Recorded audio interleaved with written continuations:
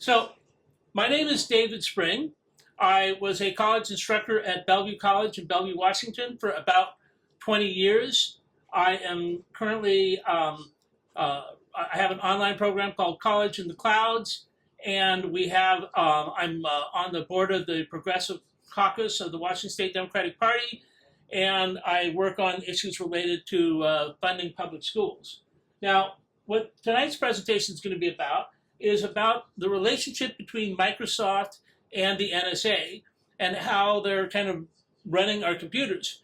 I first became aware of this when Windows 8 came out. It had all kinds of unusual behaviors, and those unusual behaviors had to do with having two different control panels. That has never happened on any operating system ever in history. As a computer programmer, you would have to imagine, why would anybody want two control panels? And then it had two different versions of Internet Explorer, which was also very odd. And I knew that Internet Explorer had some liabilities. In particular, it was subject to viruses and bugs and programs and stuff. It was basically, we called it an open backdoor into the Windows operating system. So why would you want two Internet Explorer open backdoors? It seemed to me like it was a very risky sort of thing and very difficult to program. And it certainly crashed a lot, and it crashed my computer a lot. So after I got looked into it, I discovered that there was a relationship between Windows 8 and a new startup program. This is what a lot of people don't realize. There was another change that happened when they came out with Windows 8. And that change was even more curious. And that was a change in what's called the startup program. When you turn on your computer, Windows 8 is not the first thing that comes on. There's another program called the startup program. And a guy named Gary Kildall wrote the original startup program. It was called BIOS. And BIOS, this wasn't about biology or anything. BIOS stood for Basic Input-Output System. All the BIOS program was doing was checking to make sure the voltages were correct on all the other components. And it was a very small program, and once all the voltages were correct, then it handed the computer over to the operating system, which would be the Windows program. Now, and it was a very small program on the order of like originally it was just a few megabytes, but then it kind of grew. It was never really much over about 5 or 10 megabytes or something. And then they came out with a new startup program. And the new startup program, this is shocking to me. If you do any computer program, do we have any computer programmers in the room here? Okay, a little bit of computer. Okay, the computer program suddenly was 20 times bigger. Now, needed all that room. Well, now, and my thought process is, now, wait a minute, we're just checking voltages here, aren't we? It should be exactly the same. And in fact, there was another, an open source startup program called Coreboot, which was also the same size as BIOS. It was just checking the voltages too. So it was pretty clear to me that even though we have modern computers, there was no need for a massive startup program. The new startup program is called UIFI, which stands for the Uniform Extensible Firmware Interface. And so in my book, I go over the history of this UIFI, which I was becoming very concerned about what this was all about. And it appears to be something to take over your computer. In fact, that's what it is. It's something to take over your computer, and it was written in a Microsoft coding language. Now, there's what's called open source or general coding languages, which I like. And then there's these specialized, Microsoft is so big that it claims that it can have their own computer programming languages, which are not very well done. And, but nevertheless, the UIFI program was written in Microsoft language, which tells me it was written by Microsoft people, okay? Because nobody else uses Microsoft coding programs except Microsoft. And so what is this massive program doing right at the beginning of your computer? And that, to me, is more concerning. You can actually take Windows 8 off of your computer. If you buy a Windows 8 computer, you can take it off and just put it on Linux. Just click a few buttons. And our book tells you how to do this. But if you have the UIFI startup program, that's in the hardware itself. You cannot take that off and put on BIOS or Coreboot. this is actually kind of untrue because you're a real computer geek. There are actually videos of people taking off UEFI and putting on core boot, but these are computer programmer dudes, okay? These are not the general public, and they have all kinds of wires and gadgets that they literally have disassembled the entire computer. And the general public is not going to be disassembling computers anytime soon. So this is a very concerning thing to me. What UEFI does, it's kind of like you're renting the computer. If you get a Windows 8 computer, Microsoft owns it. You're simply renting it. And the moment they decide they don't like what's on your computer, or the NSA doesn't like what's on your computer, they can literally push a button and your computer will no longer start, because that startup program starts up the computer. Okay, see, what we normally do is we push on this little button on the computer, and then the computer kind of comes on. If they don't want your computer to go on, you push on the button and your computer doesn't come on. They call it bricking the computer. That your computer turns into something that has the functional equivalency of a brick, meaning it doesn't do anything.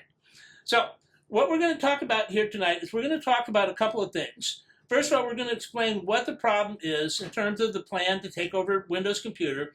And then we're going to talk about how you can protect your computer. And we're going to also add an update in terms of what's going on. So this is where we're at here. Let's hope this works. Oh my God, it worked. Okay. It's a Linux. It's a Linux, so there you go. Now, so and by the way, this is using LibreOffice Impress presentation programs. I also have this on a PowerPoint, but this is the LibreOffice version, which the colors are a lot better. Anyway, so we've got in 2012, Microsoft introduced this new thing. Oh, by the way, so I was actually going to write a book about this, and it took me about 6 months to write the book, and I had it done in May of what year was that? It was like a couple, 2013. Yeah.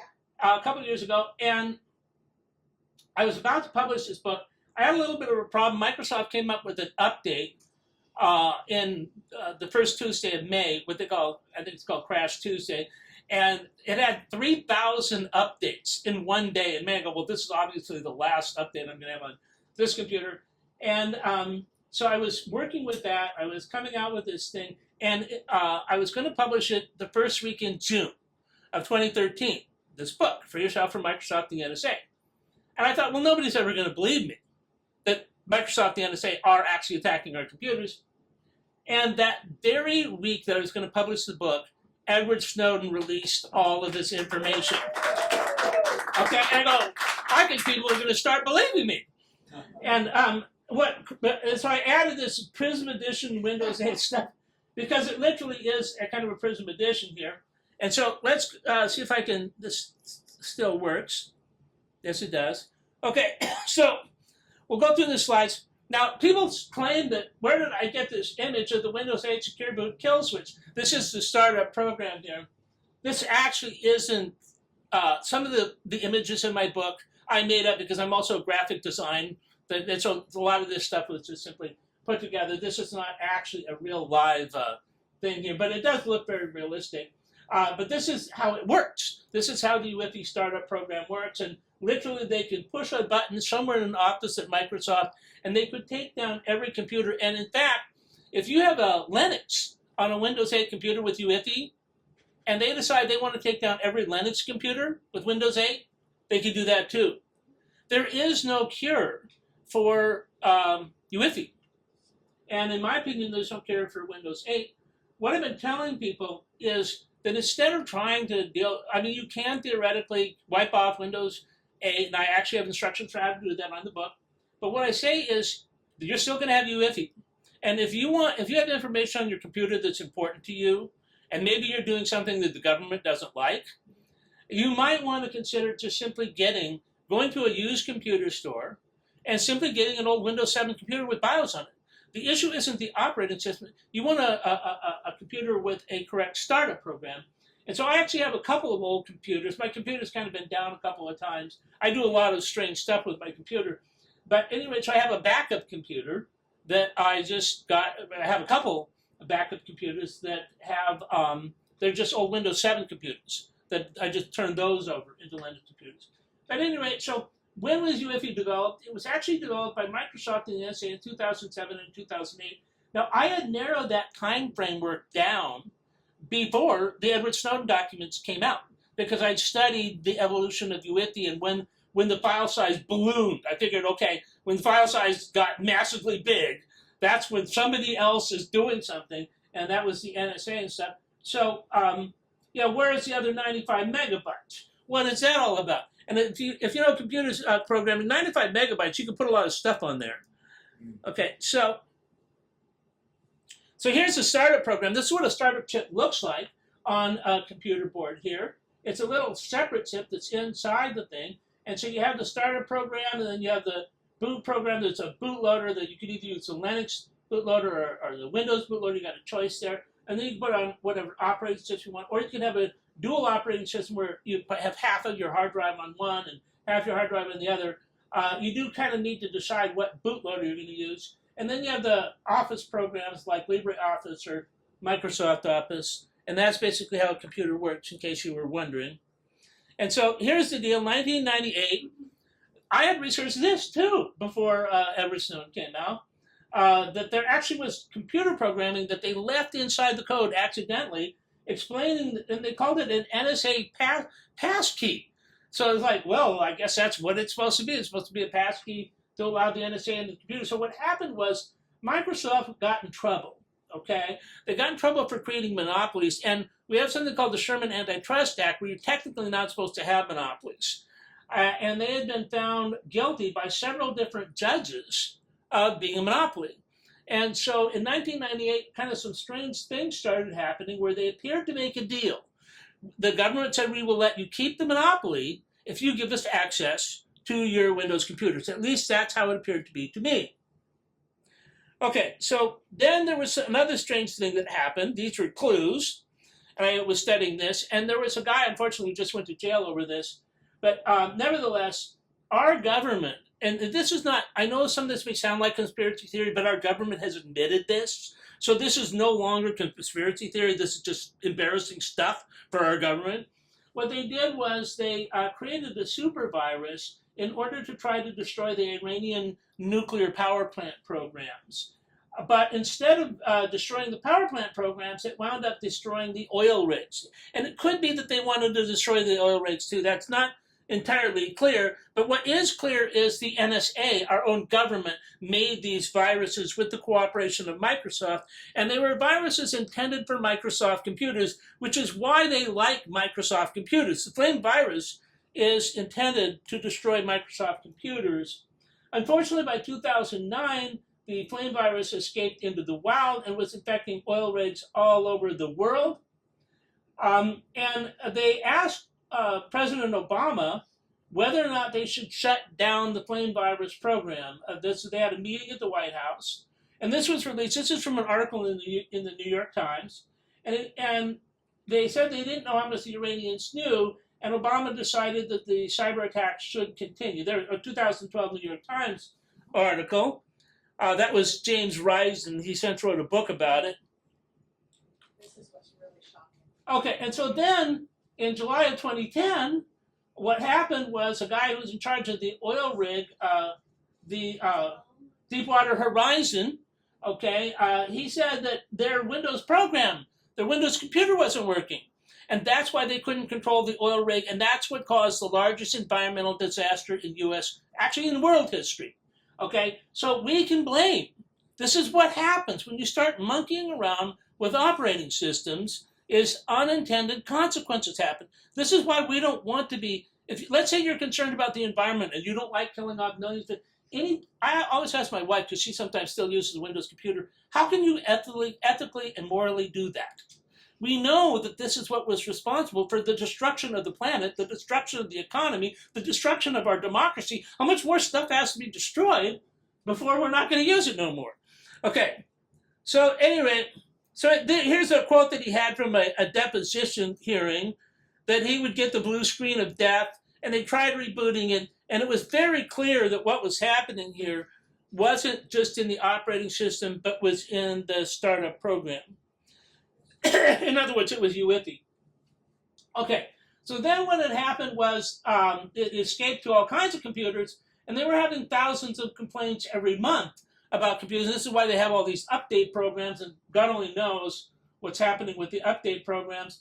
In my book, I have quotes from like hundreds of people talking about how their computers are being destroyed. The darn machine performed an update overnight. Now I can't get into work. Every single screen freezes. I have conference calls in 2 hours, and I cannot prepare for anything. This is the worst update ever. Okay, and so this was actually very typical of hundreds and even thousands of people commenting on what's happening to their computer.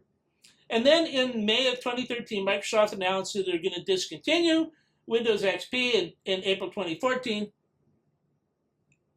And actually, that was around the time, that was another reason I put this out, is I realized that people are going to need to upgrade their Windows XP computers, and I didn't want going with Windows 8 because I thought this is going to be really bad.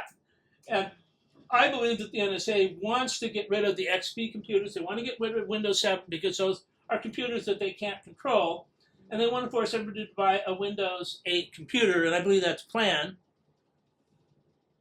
So if David runs for superintendent of public instruction, one of the things he wants to have is all the children have Linux. Yeah, why we got a guy that's refusing to pay his taxes, Bill Gates, and if we can only get him to pay some taxes, maybe we can fund our public schools. I don't quite get why we are using Windows computers in our public schools, given all the problems and all the money and everything it's costing, when you could use Linux computers for free. Okay, I mean, I just don't quite get that. So on June 6th of 2013, Edward Snowden, this is when he released the stuff, and you will notice right here, this is, I saw this slide, and I looked at this date. In case you can't see it, it says June of 2007. And I looked at myself and I go, well, now exactly what happened in June of 2007? That's UIFI, right there. So now I know that Edward Snowden doesn't actually track startup programs, but I do.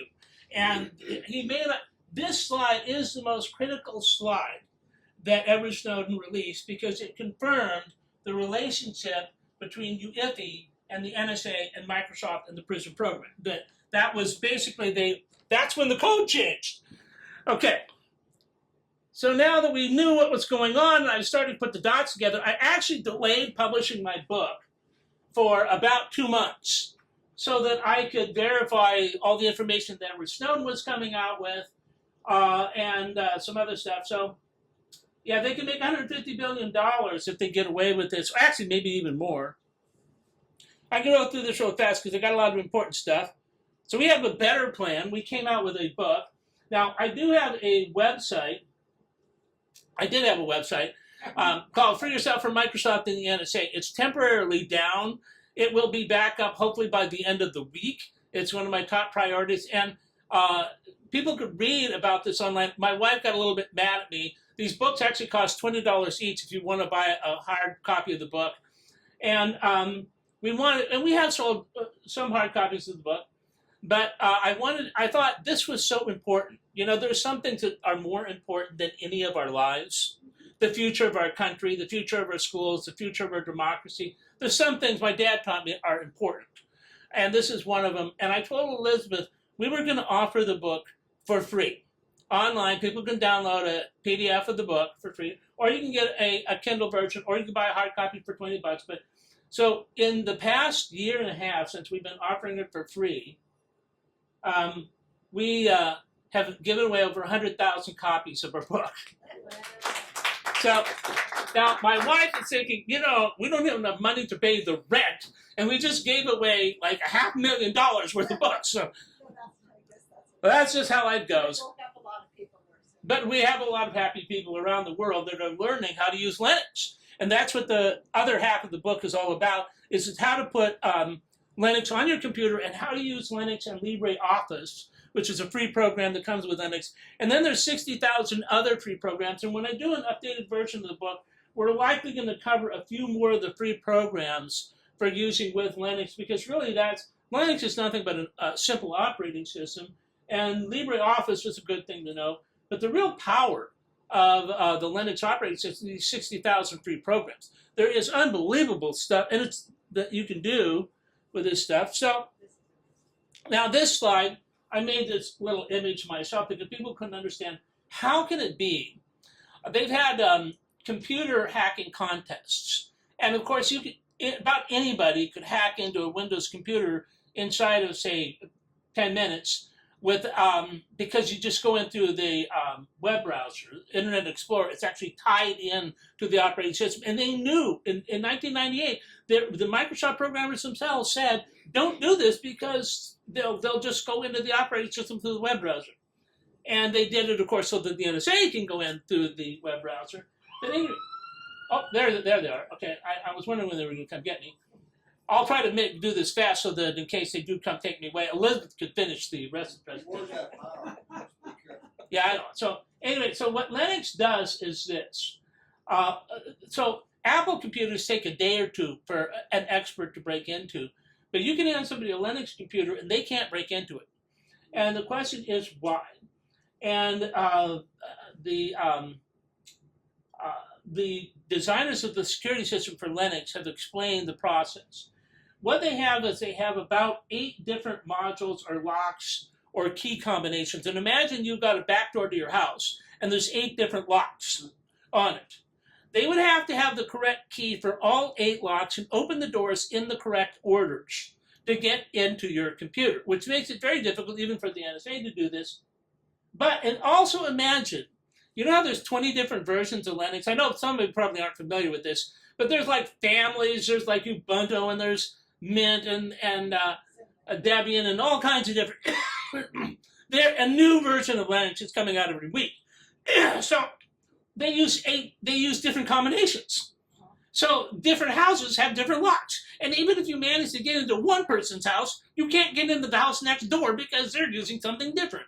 And different years and different versions and stuff. And so it's very, very difficult to get through the security system for Linux to get at the core. And that is the secret, is strength through diversity. When we ask Leslie to enter. Yeah, let me get through a couple more of these and we'll let you guys ask some questions. I've only got a couple things left to go here. So you have 2 options. You could either do a dual boot or you could just buy a new computer with core boot. Actually, you have a third option. You could buy a used computer and then just throw it on there. In my book, I talk about dual booting, which is a little bit hard, and I did dual boot for a while, for about 6 months to a year. The problem with dual booting is you still had Windows on your computer, okay? And that was a bit problematic.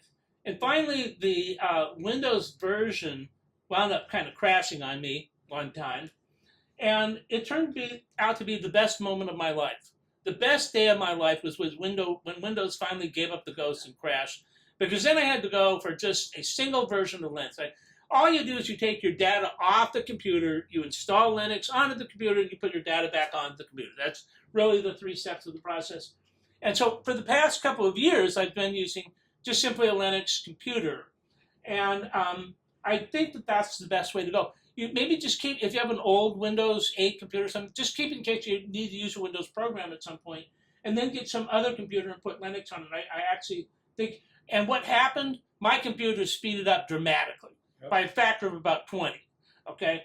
The Windows operating system is unbelievably slow, and it's operating in the background, even when you have a dual boot situation, and it's like 20 gigabytes or some ridiculous thing, whereas Linux Mint is like under 5 gigabytes. So it's just blazing fast, and particularly on older computers, it works a lot faster.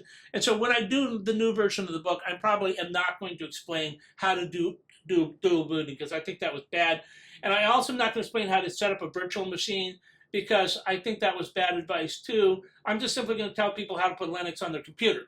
And they just get this computer, put Linux on the computer, forget about Windows, because Windows is really bad stuff, and all the Windows operating system, all the Windows programs are bad too.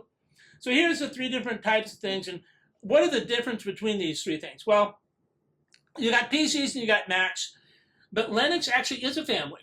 The programming that's done for Linux and all the programs are like communities. In fact, the reason why I recommend Linux Mint is because Linux Mint has one of the largest user communities. That if you have a question about your Mint operating system or whatever, you can go to the Linux Mint community and they will help you out without accusing you of being a dummy. Some of the other Linux communities are a little bit elitist. They don't like to work with the general public. And they go, well, you know, you just have to become a little smarter. But with the Linux Mint community, they want you to be part of their community, and they're willing to, you know, any dumb question you have, they're willing to answer on the Linux Mint forum. So that's the key thing. Now, so you can download the Kindle version of our book, or you can click on our website and get the free PDF after I get the website back up, or you can get a copy of the book for yourself from Microsoft, the NSA, from Amazon.com. And then, this presentation was done on LibreOffice, and I think, let me see, we're almost done here. Well, something is getting very bad here. Oh yeah, well, it's something, let's see. Maybe we're not gonna, oh, that was my email address. Maybe I should go back. David, do you want them to email you at collegeintheclouds.org? They can. They can do that, or they can just email me at springforschools@aol.com. You check both every day? Well, that one forwards to my other one. I don't have to check both every day. So I have about 20 email addresses, but they all go to the same email address. So, and this is this guy's quote here, mission not impossible. You can see him blowing up his old computer there. That was in the old days. Okay, so now, what I wanted to do here was tell you, give you a quick update, and then we're going to throw it up for questions. And as far as an update on what's happening with Linux, I think at the there was a presentation that was done by Jacob Appelbaum. Jacob Appelbaum was a computer dude at the University of Washington, and he had to escape the country because it looked like the NSA was going to arrest him. And he wound up in Germany, in Berlin, and apparently they're safe as long as they're not inside the United States. So he put on a presentation. He got access to all the Snowden documents, and he said that the actual amount of spying from the NSA, and this is a video from I think December of 2014. He said the amount of spying of the NSA is worse than your worst nightmare. That we are not even capable of understanding the extent to which, this is like worse than 1984. This is worse than anything that any of us can imagine in terms of our rights and our democracy being taken away. I am working on a third sequel to this, a book that will be out in the next couple of months. About running your own website. Some of you may be interested in running your own website. And the problem is that they are also taking over the web hosts and the internet. Mm-hmm. And so what I'm doing with this third book is, and this is probably the last part of the update, and then we'll throw it up to questions for a bit. I realized there was a group called Jotform. They were a U.S. company making about $500 million a year, and what they were doing is they were acting as an online form service for businesses. If you had a form that you wanted to do and you didn't have a computer program around that you can pay to set up the form, doesn't take that much difficulty setting up forms, but nevertheless, some companies can't do it. And they would control the data and just simply send you the data. Well, they were a nice company. So they and make things like job application forms and stuff. And so but then the NSA, apparently some terrorist group, according to the NSA and the FBI, used a Jotform thing as some sort of donation page to a terrorist organization. Now, Jotform offered to take down the page, to take down the form, and even to turn in the terrorists. You know, they're not really on the side of the terrorists, that's not their business, and they're just a regular business. That wasn't good enough for the FBI and the NSA because they were afraid some future terrorist organization might use Jotform. They wanted to get rid of Jotform. Now, this was a group of people that had like 10 or 20 employees that had spent years. When you set up these programs and these websites, you might spend years doing this stuff. And they just decided, well, you're gone. Now, and they went to their web host, which was GoDaddy, and without a court order, without a judge saying that Jotform had done anything wrong, they destroyed Jotform. Now, when I heard this story, I said, well, I was using GoDaddy. Okay, I'm not going to be using GoDaddy anymore. That this is a violation of the U.S. Constitution. I know at least the one we used to have, I've heard that it's gone away. But and I started researching other web hosts from around the world and laws from around the world. And Jotform went to a company up in Canada, and they sued, trying to get their domain name back at least. And the courts in Canada ruled that you couldn't take down somebody's website without an order from a judge. Somebody has to do something wrong. Now, that used to be the law in the United States too, but apparently not the law anymore. So I then researched all the web hosts up in Canada. Most of them are not secure. There's all kinds of computer programs that need to be run on the server to protect the server. And so there was one company up on Victoria Island, up on Vancouver, BC, named Fullhost, fullhost.com. And so I moved all of my domain names there about a year and a half ago. And this book describes that process. And it also describes how to use this. I know this is going to sound controversial, but a lot of people use a web platform called WordPress or Dreamweaver and stuff. Just ask yourself, where did WordPress come from, okay? And in my opinion, it came from the NSA. There is a community, however, that of people over in Europe. They seem to be more ahead of things in Europe than we are here for some reason. They care more about freedom. I don't know why. I thought we were the land of the free, and apparently they're the land of the free. So they use a program called Joomla. And Joomla has security systems that are not present on WordPress. And they have business applications not present on WordPress, and they are completely free. And you can add Joomla to your website with just a click of a button and use Fullhost, and that's essentially what this book is all about.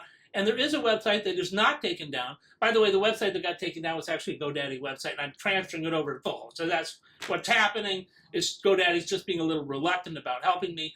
And but at any rate, the website is called createyourownbusinesswebsite.com.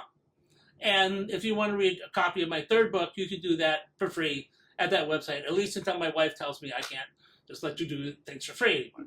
So that's where we're at right now. We have a first book, we have a second book, we have a third book. And the website's called createyourownbusinesswebsite.com.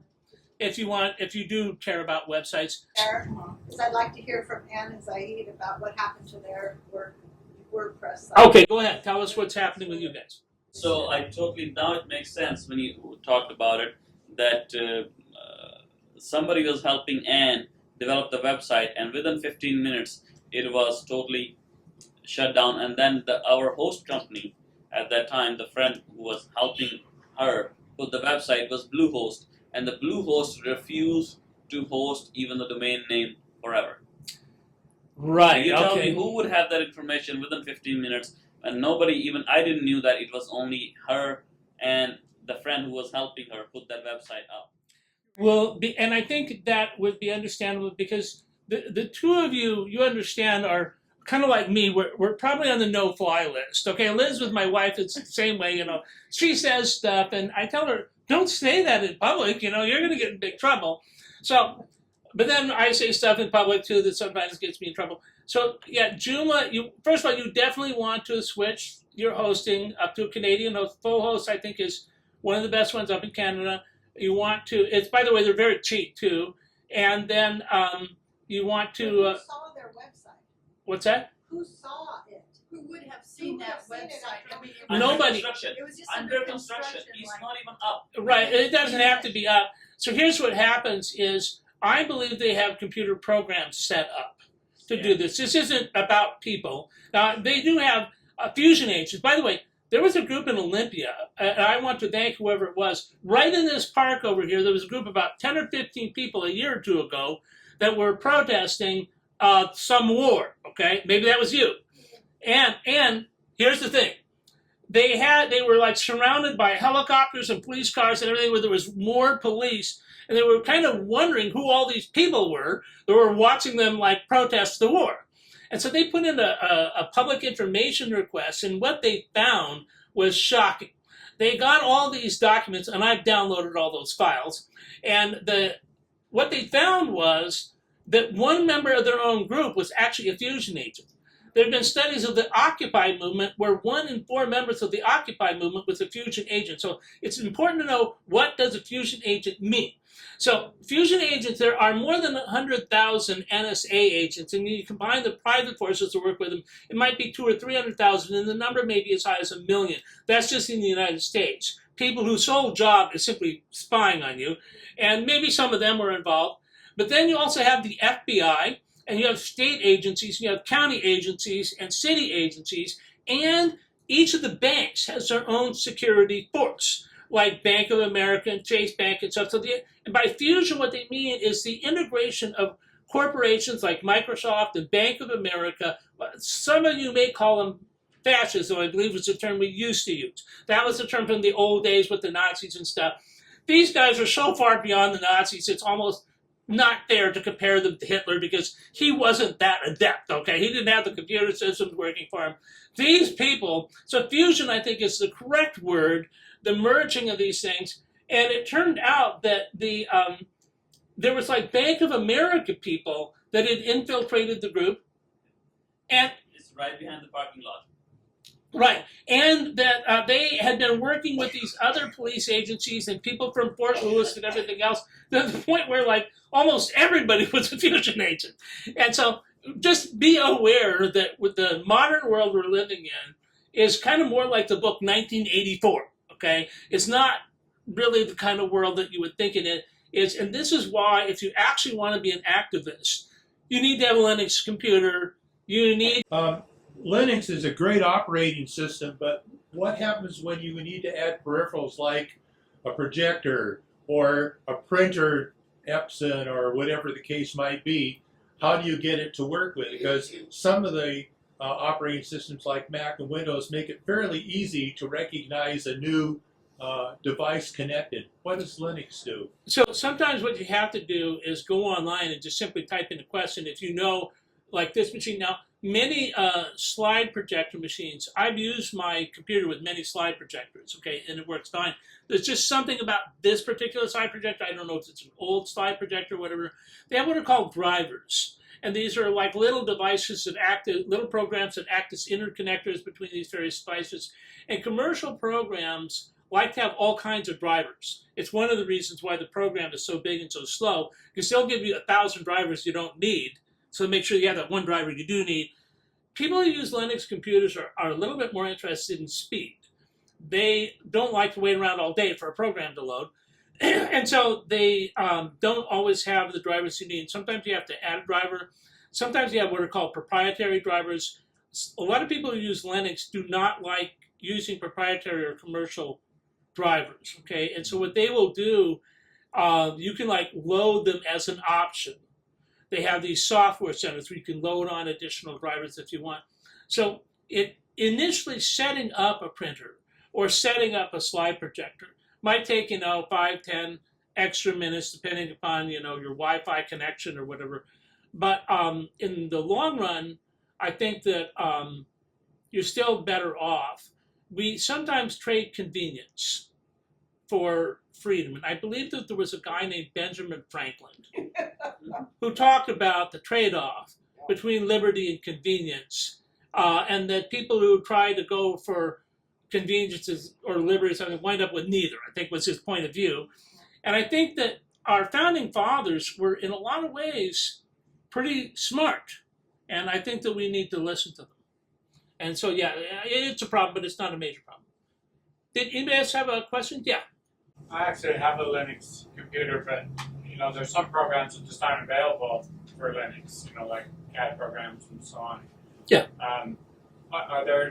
I know Mac used to have and they probably still do have a Windows emulation program. Is there something like that for Linux that you can put on there to? Yeah, that's a really good question. And they have 2 emulators that I recommend. I talk a little bit about this in the book. One is called Wine, W-I-N-E. But Wine is like a little bit of hard to understand. And so there is another interface for Wine called Play on Linux. Play on Linux. It's also simply called POL. A lot of times they just use the abbreviations. Anyway, Play on Linux as a Wine emulator, I if I really try hard not to use Windows programs because, like I say, I now have a moral and ethical problem with, I mean, I really feel like, making deals with the devil, that sort of thing. And I was raised in a religious family, and I just cannot deal with this death machine stuff. So I will use, you talked about computer-aided design, and I have researched computer-aided design programs, and there are several free open source computer-aided design programs that are, in my opinion, are better. So you can do one of two things. You can use your current computer-aided design program, and you use Wine, and it'll probably work. Or you could just go with a free open source computer-aided design program.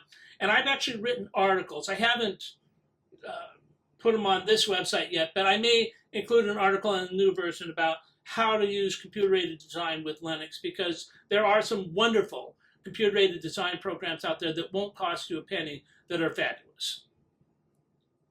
Yeah. Oh, do you want to say something? Go ahead. I was going to ask you about Macs. I haven't, Yeah. I thought I've read the book. It's been a while. Mhm. But did you go into the Macs? Do they have the same? Yeah. So Macs are better. Here's why Macs are better than Windows computers. They don't tie the web browser to the operating system. That's actually, and so it's harder to get into a Mac because you just can't go in through the web browser. Macs are more secure than Windows computers. However, they are not as secure as Linux computers. And if in my slide that I had up there, one of the not Microsoft partners, one of the NSA partners is Apple. That Apple actually allows, and I don't blame them. I think they were required. I think the government ordered them. So, but the bottom line that we want to do now is, I don't believe that Apple is the solution to your problems. I believe that Linux, free open source products, the Linux community is our salvation. I think that free open source websites, I think that's our salvation.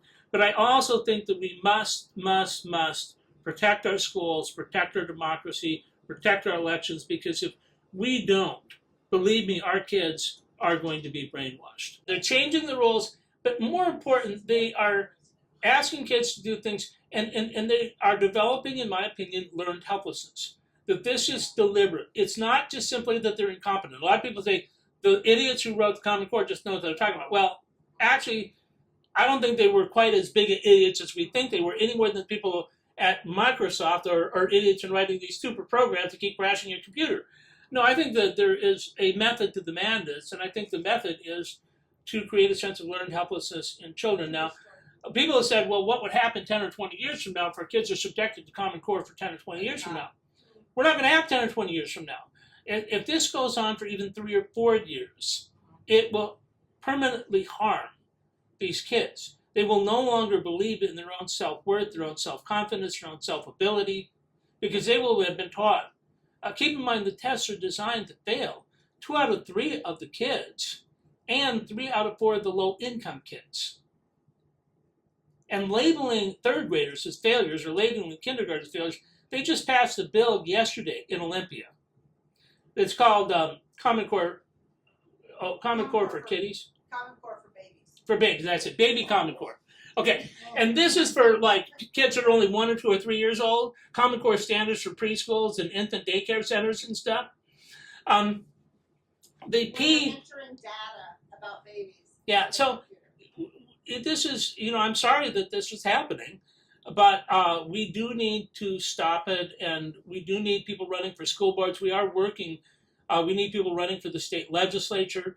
When we mean being politically active, we are not talking about signing a petition, okay? We are talking about joining some party, any party, and putting your name on the ballot and running for office, or helping somebody else who's running for office. And even if you don't win, I ran for office about 4 or 5 times now, it isn't a question of whether you win or lose. It's a question of getting the issues out to the public.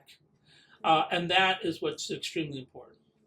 Extra food somewhere in the back of the house, just in case. Because when the banking system shuts down, there may not be gas at the gas station, food at the grocery store. I am hopeful that, there might be a positive outcome, but I also am realistic that there might be some negative stuff between now and then. And people need to stay active.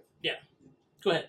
So the default browser that comes with it is called Firefox. I got And then- Firefox. And then you can get the Chromium browser. You can actually get any one of 12 different browsers. to use with it. I actually use several different browsers because I like to see how websites look in different browsers. But anyway, sometimes a simple thing to do, you can open up new windows in the browser. Sure. And sometimes, and I know you don't want to maybe lose the window or the information where you're at. So one reason just to have another web browser is if I'm working on this one browser and it's loading or it's having some problem, that actually doesn't have to do with the Linux system. It has to do with they didn't optimize their pages on their website, which is another thing we talk about in how to make a website. But nevertheless, what I will do is simply open up another web browser. And then I will just use that one while this other one is working out. Some of it does have to do with the speed, the amount of RAM that you have in your computer.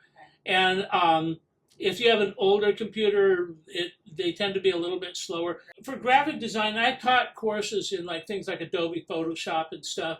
And some people are trained. So let me explain what happens in colleges. Just like kids are brainwashed in schools, they're brainwashed in our colleges. And one of the areas where they're brainwashed, Adobe actually pays college instructors to put out courses in Photoshop, and then people get addicted to Photoshop. And Bill Gates has actually used this term: you get addicted to the program, and then you can't use anything else. So I have one thing that some people can do, and we talked about this, is you can add an emulator called Wine, and then add another emulator called Play on Linux on that, and then you could use Adobe Photoshop. Now, you'd have to have a copy of Adobe Photoshop, but it could be an older version or whatever, and then you could use Photoshop. I have as I said, a moral problem with that. These are part of the death machine, okay, and I'm not going to go down that road no more.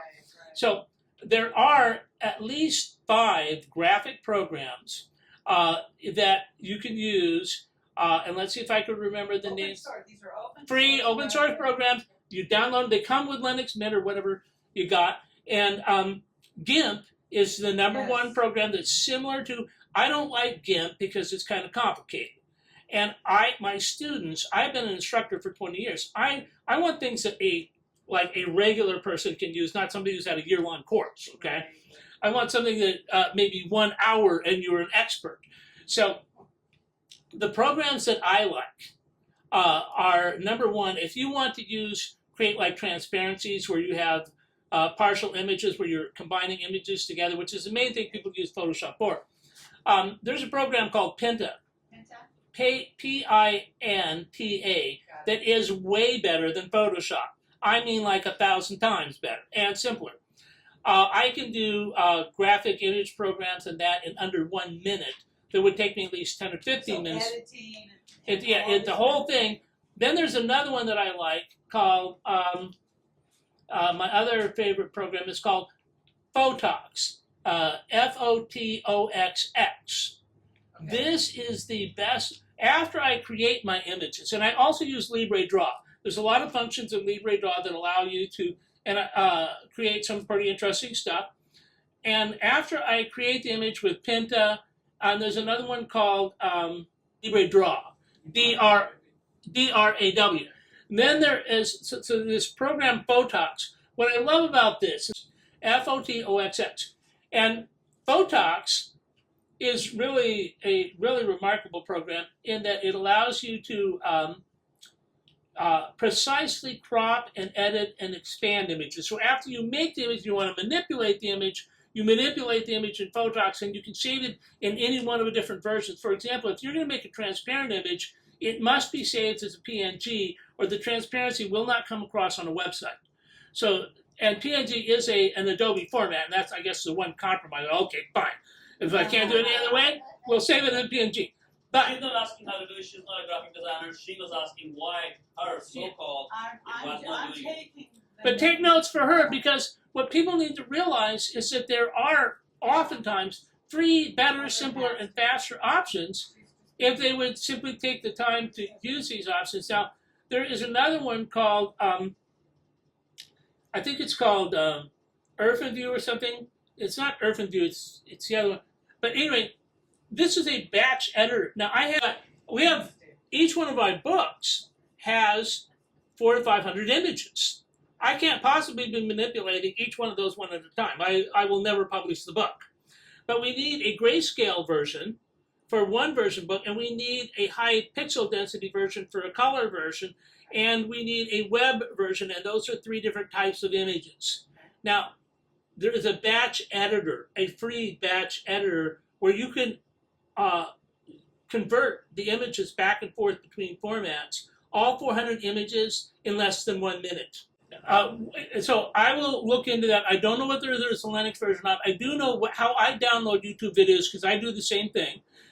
There is a free tool that you can get for Firefox that just simply you click on a button and you can download any YouTube videos. Now, to my knowledge, there is not one available for Google or for Chrome. Computers are either 32 or 64. Yes. How can you tell the difference? Because I invested time and everything to do a 64 only to find out that Your computer's 32. they're all 32 and they wouldn't go with the 64. Well, if you don't know whether your computer is 32 or 64, you can use the 32 version of almost any program and it'll work on a 64 computer. You cannot use the 64 on 32. Okay, so That's when for in sure. doubt, you just use the 32.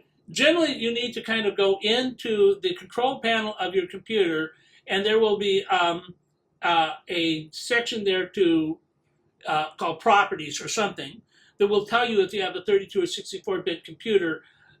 Usually, when you buy the computer. Now, I will also tell you that there's some rules of thumb here. If you have under 2 gigabytes, that's a 32-bit computer, 2 gigabytes of RAM, because 32-bit computers can never use more than 2 gigabytes of RAM, so what's the point? And then the modern computers for the larger programs, like the CAD programs, require about 4 gigabytes of RAM, and those are all 64. So if you have 4 gigabytes of RAM, you have a 64. And you have a 2 gigabytes RAM, you probably have a 32. So there are kind of little ways that you can tell. I think almost all modern computers are moving to 64. So David, Go ahead. real quick, are you available at all online when your website is up as an email? Are you available? Yeah, my email, we passed out these sheets of paper here that have my email address on it, but it's simply springforschools@AOL.com, and you can email me at any time. Also, almost my websites, all of my websites, I have a contact us section where you can click on that, and it says what my email address is. And at the last page of every one of my books, it says what my email address is. And if anybody would like to buy a book tonight, we have 3 copies of For Yourself from Microsoft, the NSA, and 3 copies of Weapons of Mass Deception, and they are simply $20 each. And there's the cashier over there. Okay. Can you do Thank you, it, guys. please?